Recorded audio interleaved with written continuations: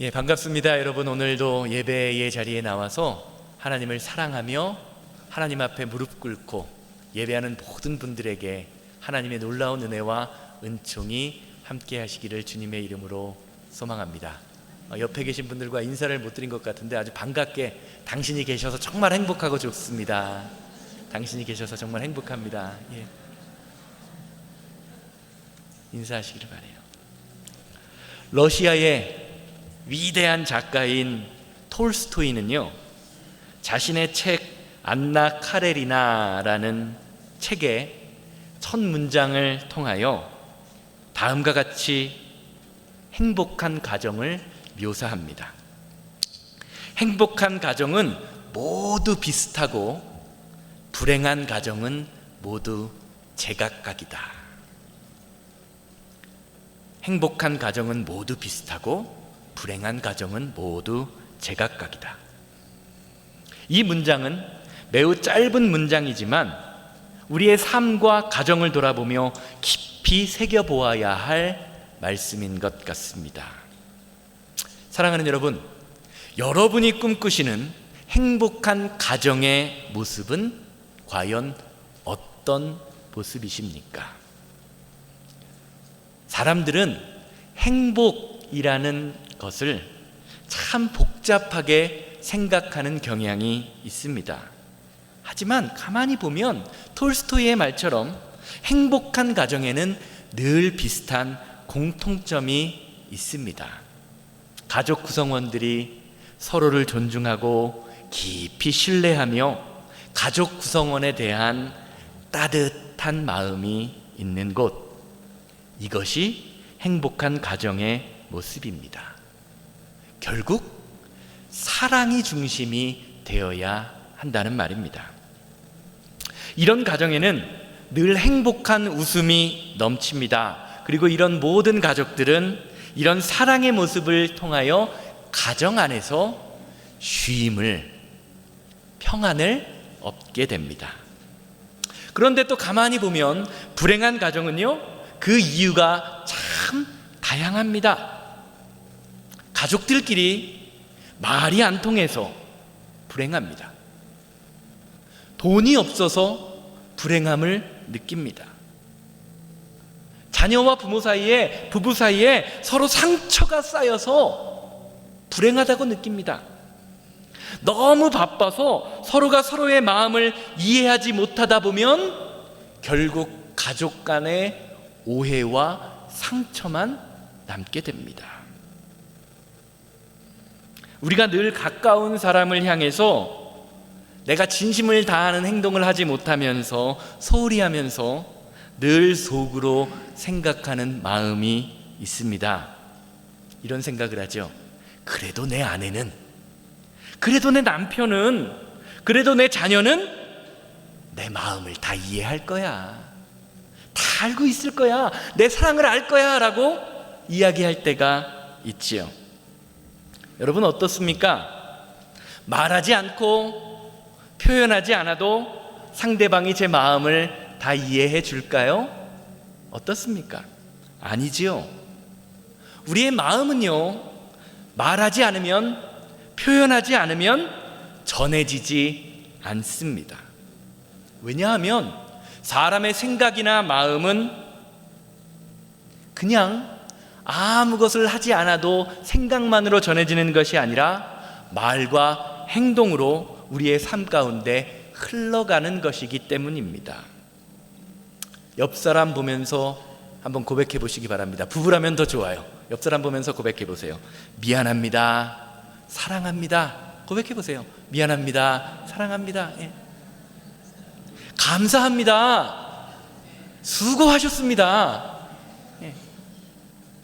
이런 고백이, 이런 진심을 담은 말 한마디가요, 사람과 사람과의 관계를 회복시키고 우리의 가정을 회복시킵니다. 교회도 마찬가지죠. 여러분, 행복한 교회, 여러분이 꿈꾸는 교회의 모습은 과연 어떤 모습입니까? 목사가 설교를 잘하는 교회, 교회 안에서 이루어지는 좋은 프로그램, 다양한 프로그램이 있는 교회, 좋은 시설도 중요할지 모르지만 진짜 행복한 교회는요, 행복한 가정들이 모일 때 만들어집니다. 내 가정이 먼저 행복해져야 하는 것이죠. 여러분, 교회에 오시기 전에 집에서 남편과 아내 부부 사이에 된탕 싸우고 한바탕 크게 한번 하고 어쩔 수 없이 예배 드리러 와보세요. 그런 적 있으시죠?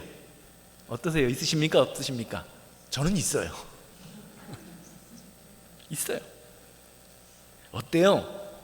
목사 설교가 귀에 들어오던가요? 찬양을 부를 때 막 성령 충만의 능력이 나타나던가요? 안 되죠. 이런 상황 속에선 우리의 감정이 하나님이 우리에게 주시고자 하는 은혜를 막아버립니다. 결국 교회가 행복해지려면 먼저 가정이 회복되어야 합니다. 그리고 그 가정의 회복은요, 하나님의 말씀을 통하여 시작됩니다. 잠언 시편 128편 1절에서 4절 말씀 보세요. 시편 128편 1절에서 4절 말씀. 여호와를 경외하며 그의 길을 걷는 자는 복이 있도다. 내가 내 손이 수고한 대로 먹을 것이라. 내가 복되고 형통하리라. 내 집 안방에 있는 내 아내는 결실한 포도나무 같으며 내 식탁에 둘러앉은 자식들은 어린 감람나무 같으리로다. 여호와를 경외하는 자는 이같이 복을 얻으리라. 저기 보세요. 저희 집에 결실한 포도나무가 있습니다. 저 왼쪽 제 맨 끝에. 가정은 교회 안에 작은 교회입니다. 또 교회는 하나님 안에서 모인 큰 가족 공동체입니다. 믿으십니까? 그래서 하나님을 경외함으로 가정이 살아나게 되면 교회가 살아나게 되고, 또 반대로 교회를 통하여, 교회 강단에서 선포되는 하나님의 말씀을 통하여 가정이 새 힘을 얻게 되는 것입니다. 이것이 가정과 교회의 관계입니다. 그런데 인생을 살다 보면요, 문제가 한 가지 있어요. 하나님의 말씀으로 가정을 세우는 것도, 그리고 교회를 세우는 것도 그렇게 쉬운 일만은 아니라는 것입니다. 마태복음 5장 44절 말씀 함께 보십니다. 나는 너희에게 이르노니 너희 원수를 사랑하며 너희를 박해하는 자를 위하여 기도하라. 아멘. 마음속 진심으로 아멘이 되십니까? 여러분 혹시 인생 살면서 여러분 인생의 생각만 해도 치가 떨리는 그런 인간을 만나보신 적이 있으십니까? 지금 혹시 그런 사람이 있으십니까? 원수라는 단어 자체가요, 우리가 일상적으로 이 세상에서 많이 사용하는 그런 종류의 단어가 아닙니다. 그래서 우리는 예수님이 하신 이 마태복음 5장 44절 말씀을 볼 때 나는 원수 같은 사람은 별로 살면서 만난 적이 없어 라고 생각할 수 있습니다. 그런 분들은 이 단어를 원수에서 왼수로 한번 바꿔보시기 바랍니다. 너희 왼수를 사랑하라. 어떠세요? 이 왼수라고 하니까 어감이 느낌이 조금 어때요? 다르죠? 왼수라는 말은요, 우리나라 경상도와 전라도의 사투리래요. 원수라는 단어의 사투리래요. 그런데 우리는 정서적으로 이 원수와 왼수라는 말을 같은 단어로 쓰지 않습니다. 원수라는 말은 말 그대로 아주 진짜 미워하는 적을 뜻하고요, 왼수는 어떻습니까? 적이라고 하기엔 너무 가까이 하기엔 너무나 먼 당신이에요. 그래서 마냥은 미워할 수 없는 그런 사람을 우리는 왼수 같은 인간이라고 이야기합니다. 마음으로는 미운데 미워할 수만은 없는 이 아픈 손가락 같은 그런 사람이 바로 왼수 같은 인간입니다. 이런 사람들은 어디에나 있습니다. 집안에도 왼수 같은 인간이 있고요, 교회 안에도 왼수 같은 인간이 있습니다. 그런데 주님께서는요, 이런 왼수 같은 사람을 사랑하라라고 말씀하십니다. 왜냐하면 지금 이 순간 우리가 살아가는 이 때가요, 서로 사랑해야 할 때이기 때문입니다. 전도서 3장 1절, 오늘 본문 말씀 함께 보세요. 범사에 기한이 있고 천하만사에 다 때가 있다. 사랑하는 여러분, 우리 인생의 모든 순간순간에는요 다 때가 있습니다. 오늘 본문 말씀이 가르치는 것처럼 날 때가 있고 죽을 때가 있고 심을 때가 있고 심은 것을 뽑을 때가 있고 죽을 때가 있고 치료할 때가 있으며 헐 때가 있고 세울 때가 있고 울 때가 있고 웃을 때가 있으며 슬퍼할 때가 있고 기뻐할 때가 있고 춤출 때가 있습니다. 오늘 말씀에서 지혜자 솔로몬은요, 이 때를 맞추어 사는 것이 진정으로 지혜로운 삶이다, 신앙적인 삶이다, 믿음 있는 삶이다 라고 가르치고 있는 것이지요. 사랑하는 여러분, 한번 잘 생각해 보세요. 사람과 사람과의 관계가 왜 깨지죠? 왜 깨집니까? 사과를 해야 할 때 사과를 하지 못하기 때문입니다. 내 실수를 인정해야 할 때, 내 잘못을 인정해야 할 때 내 실수와 잘못을 인정하지 않고 서로 풀지 못하니까요, 마음속에 계속해서 불만이 쌓이다 결국 나중에는 어떻게 해요? 한 번에 뻥 하고 폭발해버립니다. 그래서 결국 호미로 막을 수 있는 것을 석가래로도 막지 못하게 되죠. 이게 때를 놓친 자의 모습이에요. 사과도 때가 있고요, 용서도 때가 있습니다. 하나님과의 관계도 마찬가지입니다. 고린도 후서 6장 2절, 너무 잘 아는 말씀이지요. 이르시되 내가 은혜 베풀 때에 너희에게 듣고 구원의 날에 너희를 도왔다 하셨으니 보라 지금은 은혜 받을 만한 때요, 보라 지금은 구원의 날이로다. 하나님이 우리의 삶 가운데 은혜를 베푸실 때가 있고요, 구원을 베푸실 때가 있습니다. 내 스케줄과 내 생각과 내 계획에 하나님의 때를 맞춰서는 안 됩니다.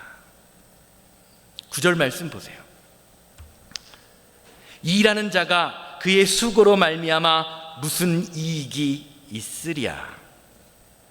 오늘 말씀은요, 지혜자 솔로몬의 입술을 통해서 모든 인생의 때가 있음을 설명한 후에 인생의 모든 수고도 결국은 아무런 유익이 없다라고 말합니다. 새번역 성경으로 읽으면 이것이 좀 이해하기 쉬운데요, 새번역 성경은 이 구절을 이렇게 이야기합니다. 사람이 애쓴다고 해서 수고 이외에 무엇이 남느냐.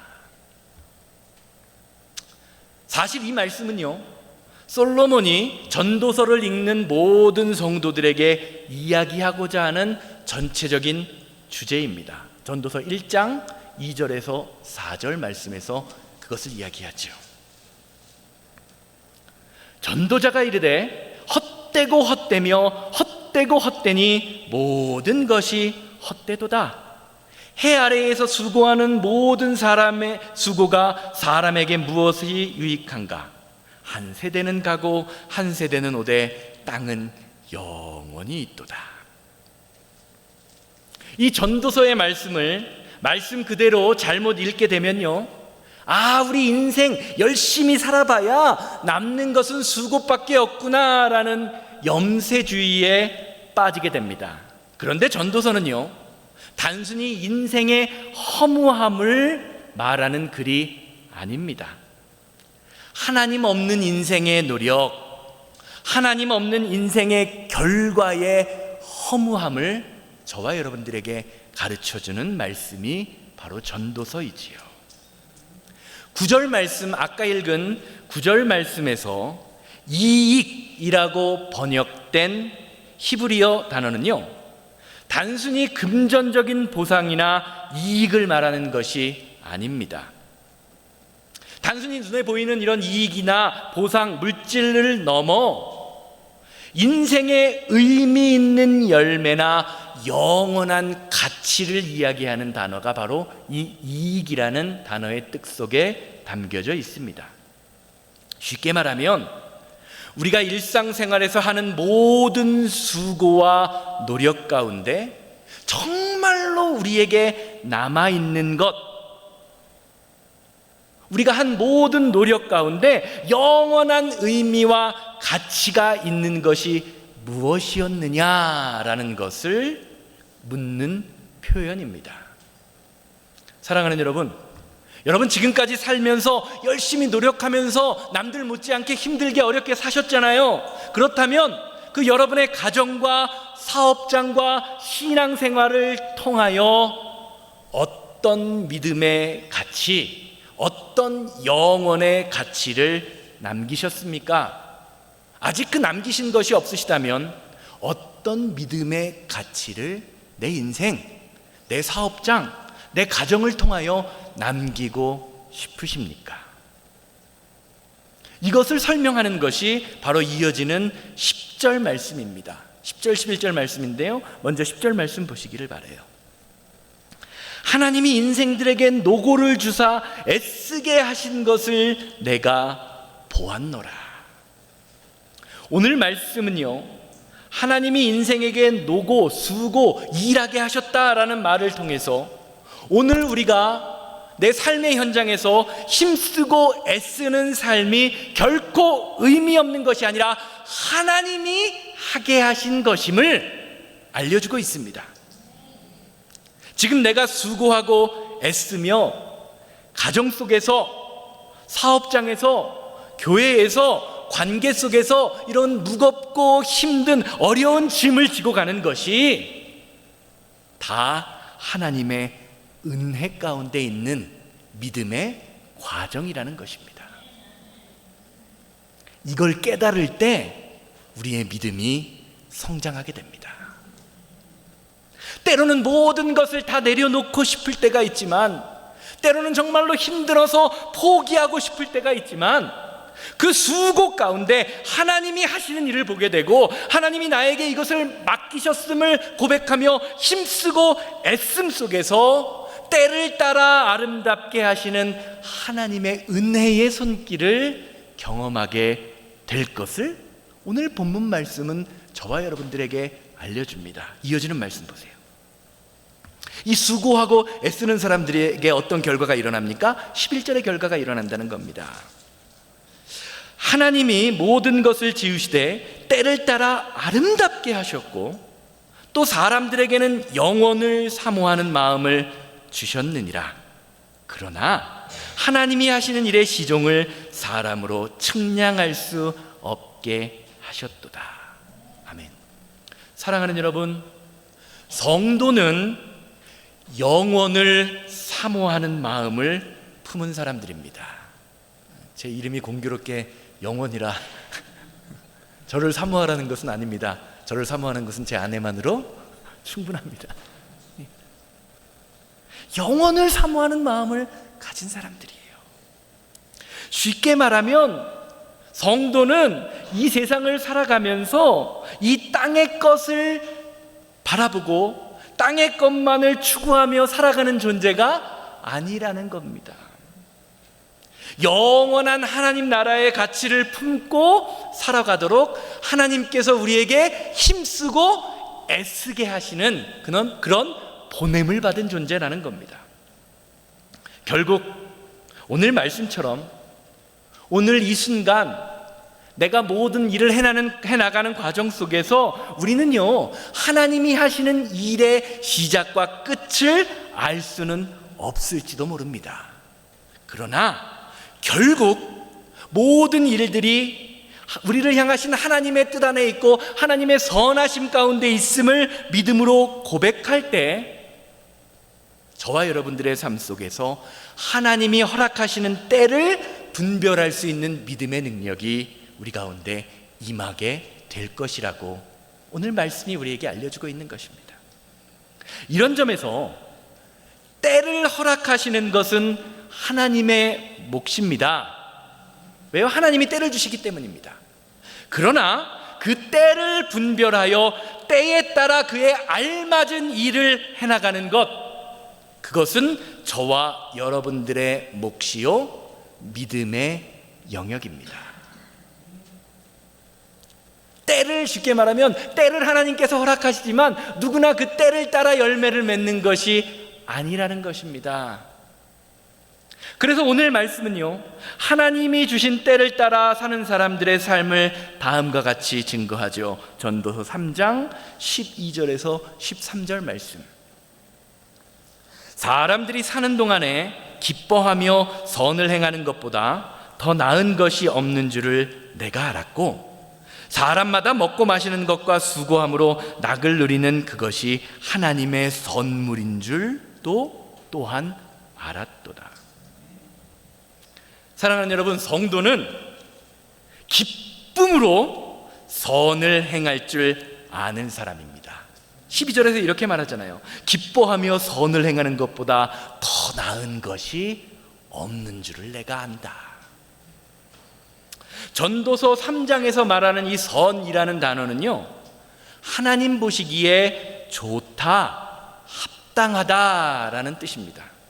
창세기 1장에서 하나님이 천지를 창조하시고 세상을 바라보시면서 하나님 보시기에 심히 좋았더라 라고 할 때에 이와 똑같은 단어를 사용합니다. 그래서 오늘 말씀에서 하나님의 때를 사는 사람은 단순히 착하게 사는 것이 아니라 내게 주어진 상황이나 형편 속에서 하나님 보시기에 가장 좋은 삶을 선택하며 살아가는 사람이다라는 것을 말씀하는 것이지요. 이것이 11절 말씀이 증거하는 인생의 수고 속에 담긴 영원을 추구하는 삶이라는 뜻에 담겨 있는 것입니다. 우리가 이 세상을 살면서 좋은 것을 먹고 마시고 수고하며 낙을 누리는 것은요, 하나님께서 저와 여러분들에게 허락하신 선물입니다. 할 수 있는 한 우리 그리스도인들은요, 좋은 것을 먹고 누리고 마시면서 살아야 합니다. 왜요? 그것이 하나님이 우리에게 허락하신 축복이기 때문입니다.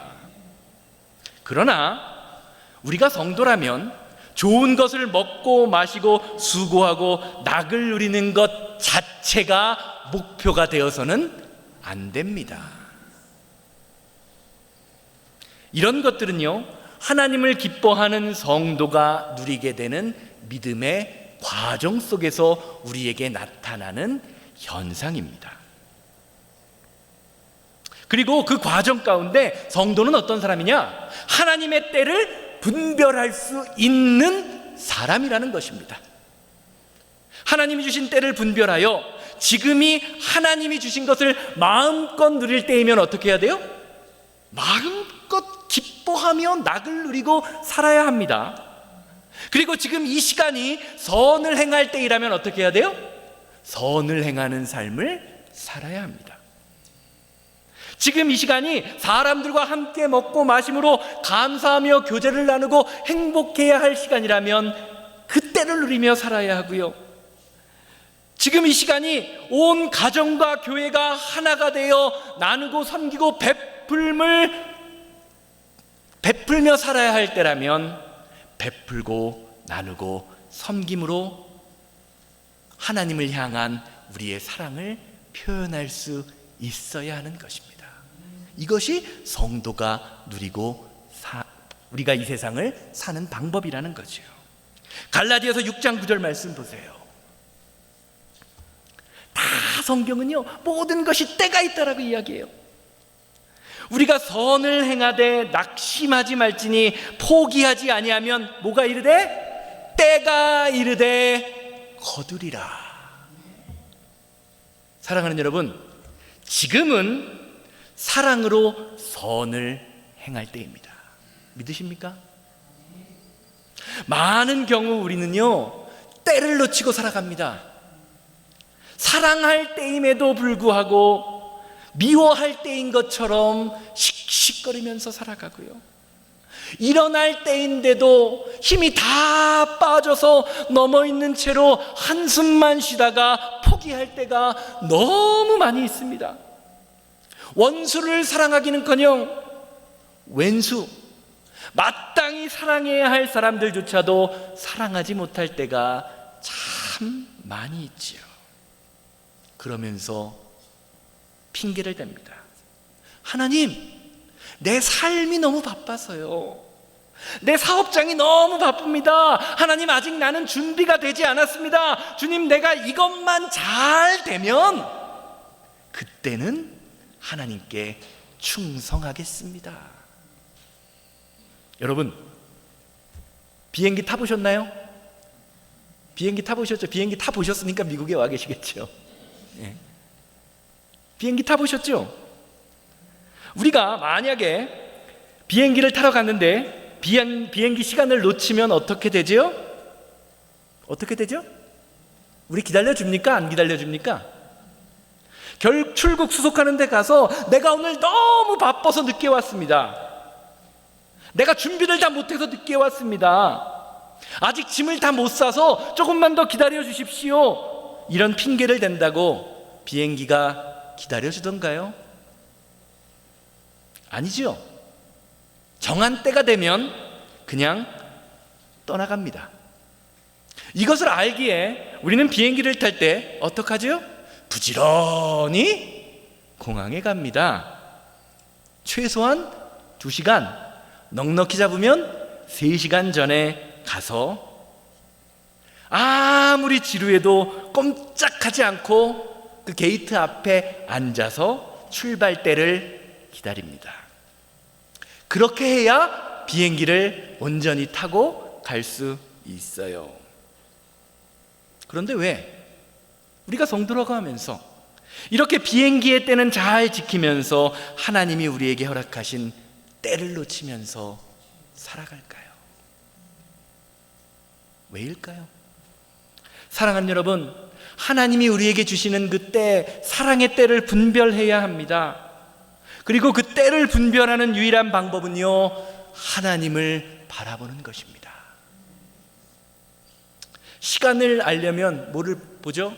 저도 설교하면서 항상 저 뒤에 있는 시계를 봐요. 왜요? 정확한 시간에 맞추기 위함입니다. 이렇게 시간을 알려면 시계를 보듯이 하나님의 때를 분별하려면 우리의 인생을 아름답게 운영해 가시는 하나님의 말씀을 분별하고 바라볼 수 있어야 합니다. 그래서 우리가 하나님의 말씀도 읽고 기도도 하고 이렇게 나와서 예배하며 찬양하는 것입니다. 예배는요, 그저 그냥 멍하니 와서 목사가 좋은 소리 하는구나, 오늘도 반가운 사람을 만났구나 라고 하면서 그냥 왔다 갔다 하는 그런 시간이 아닙니다. 우리는 예배의 시간을 통해서 하나님을 바라보고 하나님을 만나며 하나님이 나에게 주신 것이 무엇인지를 다시 한번 확인해야 합니다. 나에게 주어주신 사명의 때를 분별해야 한다는 것입니다. 사랑하는 여러분, 여러분은 지금 과연 인생의 어느 때를 지나고 계십니까? 그리고 그 때가 얼마나 남았다고 생각하십니까? 한 1000년 만년 남으셨나요? 한 50년 남으셨나요? 20년 남으셨나요? 그때는 아무도 모르죠. 그런데 우리는 늘 천년 만년 남은 것처럼 하나님의 때를 미루고 살고 있지는 않으십니까? 다시 한번 말씀드리지만 지금은 사랑으로 하나님의 때를 분별해야 할 때입니다. 우리가 포기하지 않고 믿음으로 선을 행할 때 하나님이 우리에게 허락하시는 결실의 때가 반드시 있을 것이라고 오늘 말씀이 저와 여러분들에게 선포합니다. 결론적으로 말씀드리겠습니다. 솔직히 한번 여러분들의 인생을 돌이켜보세요. 여러분들의 마음속을 한번 돌이켜보시기 바랍니다. 지금 이 시간이 하나님이 허락하신 사랑의 때, 은혜의 때임이 느껴지십니까? 그렇게 살아가고 계십니까? 우리가 만약 지금 이 시간이 하나님이 나에게 허락하신 하나님의 때임을 안다고 고백한다면 그 다음은 과연 무엇을 해야 할까요? 바로 하나님의 때를 살아가는 것입니다. 하나님의 말씀을 지키고 실천해야 합니다. 성도는 하나님의 말씀을 듣기만 하며 구경하는 구경꾼이 아닙니다. 하나님의 때를 분별했다면 하나님의 때를 맞춰 나가는 삶을 살아야 합니다. 이것이 하나님께서 교회를 세우신 이유예요. 나 혼자 할 수 없으니 서로가 서로를 위해 기도하며 한 마음을 품고 생각을 모으고 힘을 모으라고 교회를 세우신 것입니다. 이것이 행복한 교회를 세우는 비결입니다. 전도서 4장 9절에서 10절 말씀 보세요.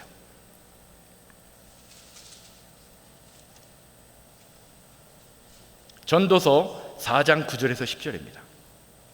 두 사람이 한 사람보다 나음은 그들이 수고함으로 좋은 상을 얻을 것임이라.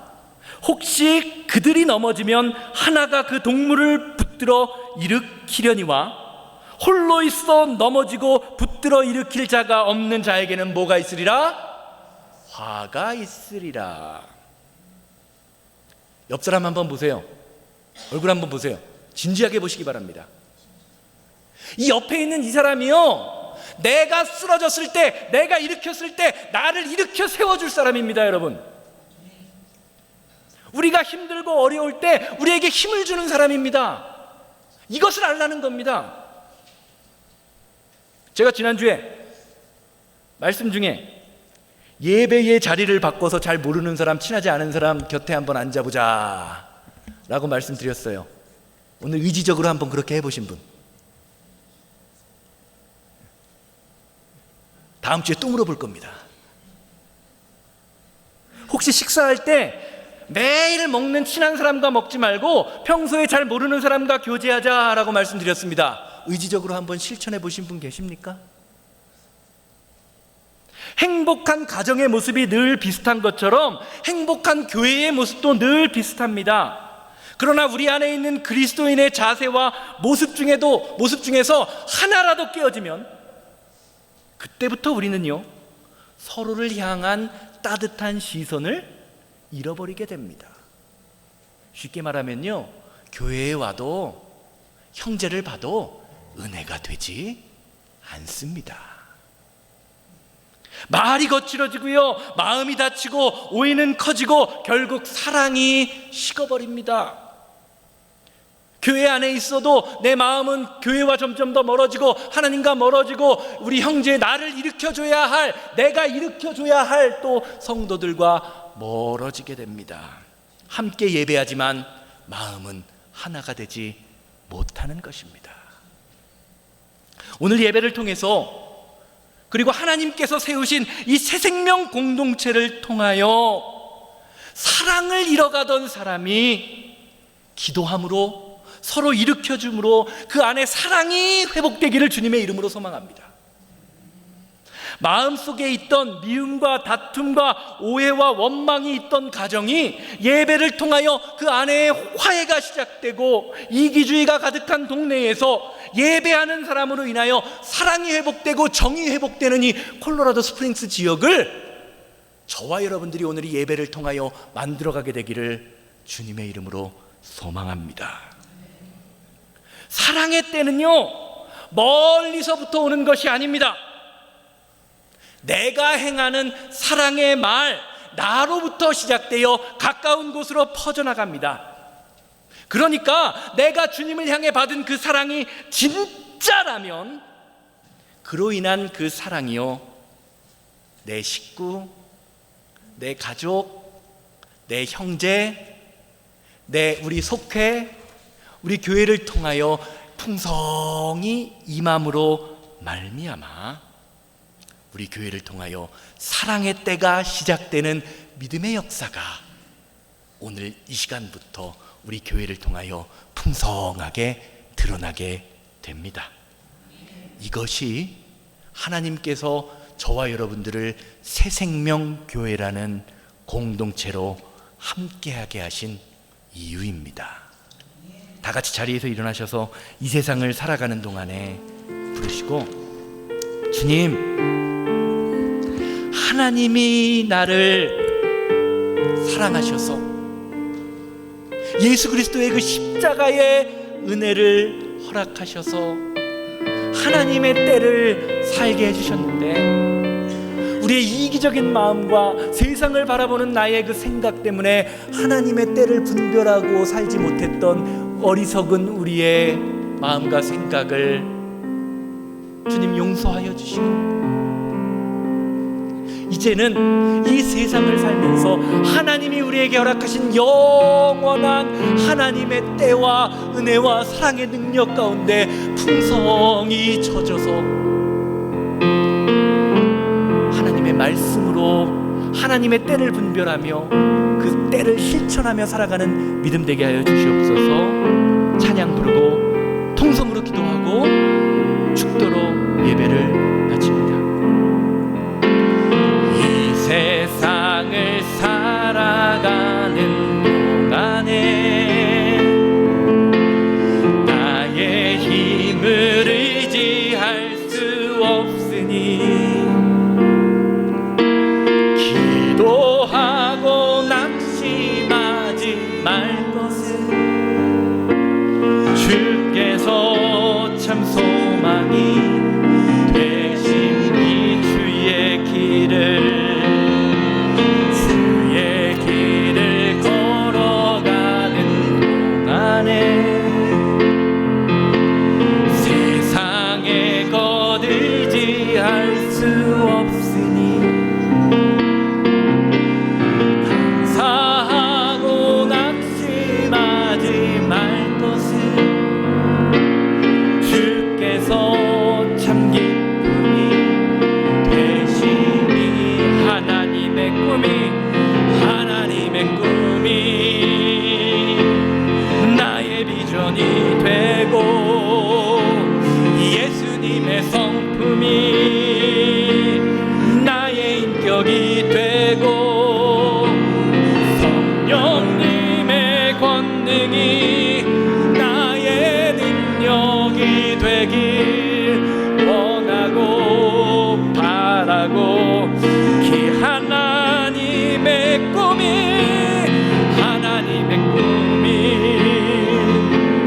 나의 비전이 되고 예수님의 성품이 나의 인격이 되고 성령님의 권능이 나의 능력이 되길 원하고 바라고 다 같이 주여 한번 외치고 통성으로 기도합니다. 주여, 자비롭고 거룩하신 하나님, 이 세상을 살면서 하나님의 때를 분별하며 사랑하며 그 사랑을 실천할 수 있는 믿음의 능력이 예배하는 모든 성도님들을 통하여 드러날 수 있도록 인도하여 주시옵소서.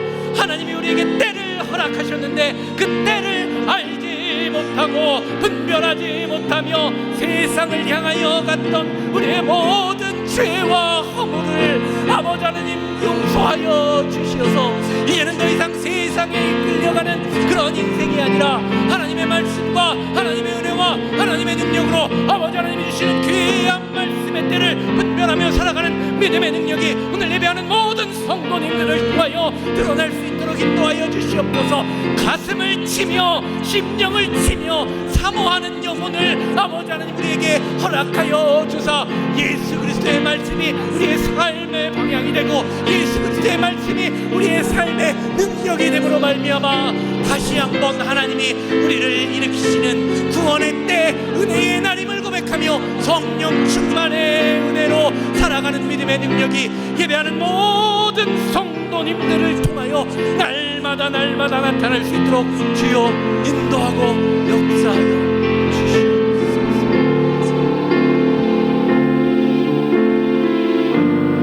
거룩하신 하나님, 하나님의 때임을 믿음으로 고백하면서도 우리는 여전히 세상에 사로잡혀 있었습니다.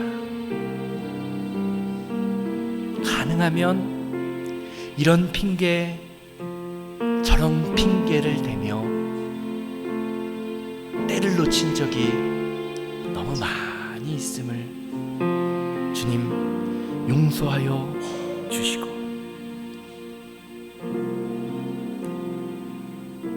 우리를 향하신 그 하나님의 때를 이제부터는 분별함으로 우리 새생명 공동체를 통하여 사랑을 잃어가던 사람이 사랑이 회복되고 기도가 막혀있던 자가 기도가 술술 풀리며 아픔과 상처로 그 세상에 결박되어 있는 세상 권세 가운데 있는 우리의 영혼이 예수 그리스도의 십자가의 권세로 새로워지는 믿음과 은혜를 경험하게 하여 주시옵소서. 이제는 우리 주 예수 그리스도의 은혜와 아버지 하나님의 거룩하심과 성령님의 감화감동 역사하심이 예배를 마치고 삶의 자리로 돌아가 하나님의 때를 분별하며 그 때를 살아가기 원하는 우리 성도님들의 삶과 가정과 사업장 만나는 모든 사람들 위해 이제로부터 영원토록 함께 있을지어다. 아멘.